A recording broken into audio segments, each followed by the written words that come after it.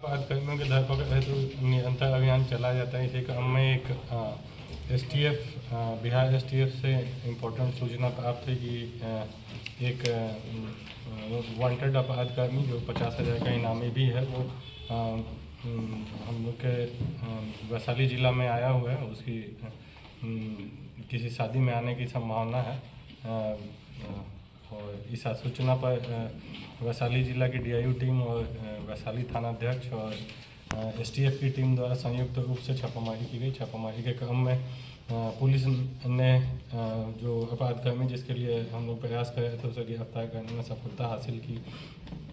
उसके साथ में अन्य 5 और अपराधकर्मी थे जो उनके साथ में पकड़े गए। उनके पास से पूछताछ किया गया और उनके पास से जो छापामारी के क्रम में कुल 7 मोबाइल बरामद किए गए। एक आउटर जो व्हाट्सअप कॉलिंग इत्यादि के लिए इन लोग के द्वारा इस्तेमाल किया जाता है उसे बरामद किया गया।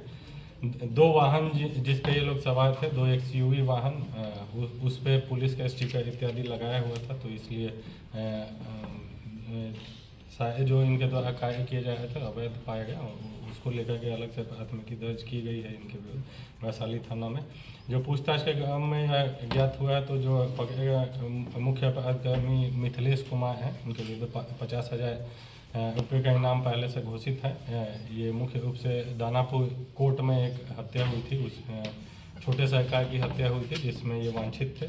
इसके अतिरिक्त के साथ में पकड़े गए अन्य अपराधकर्मी रोशन मिश्रा और पवन कुमार का भी पूर्व का आपराधिक इतिहास पाया गया, जिसमें कि शराब से संबंधित कांड और हत्या के भी कुछ मामले दर्ज हैं। तो इस प्रकार से एक महत्वपूर्ण उपलब्धि हासिल की गई है। लगभग 1 वर्ष से ज़्यादा समय से ये मिथिलेश सिंह वांछित थे। इनसे फर्दर पूछताछ भी की गई है। जो गिरोह में अन्य लोग हैं जो विभिन्न कांडों में शामिल रहते हैं और जिनके द्वारा कुछ आपराधिक कृत्य किया जाता है, उसके संबंध में भी कुछ फीडबैक इन लोग से मिला है पूछताछ के क्रम में, जिस पर आगे तक कार्रवाई की जा रही है।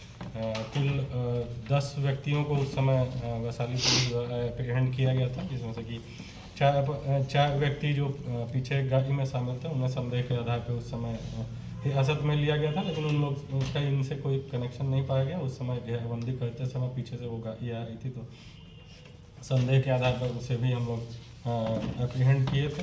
तो 6 व्यक्ति जो आपस में लिंक्ड भी हैं और जिसमें से 3 व्यक्ति का आपराधिक इतिहास भी पाया गया है। उन्हें हम लोग अवैध सिम आउटर इत्यादि का इस्तेमाल करने को लेकर के और जो वाहन है उस पर पुलिस का स्टिकर इत्यादि लगाने को लेकर के अलग से केस किए हैं, जिसमें कि जेल भेजे हैं।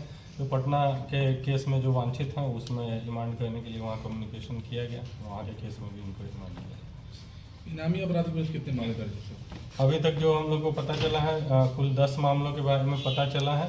2 अन्य मामले हत्या के हैं जिसके बारे में पता चला है, उसके केस नंबर हम लोग को अभी ज्ञात करे हैं। तो कुल 1 दर्जन से ज़्यादा मामले दर्ज हैं। This news is brought to you by Himalayan International Residential School, Siliguri, West Bengal.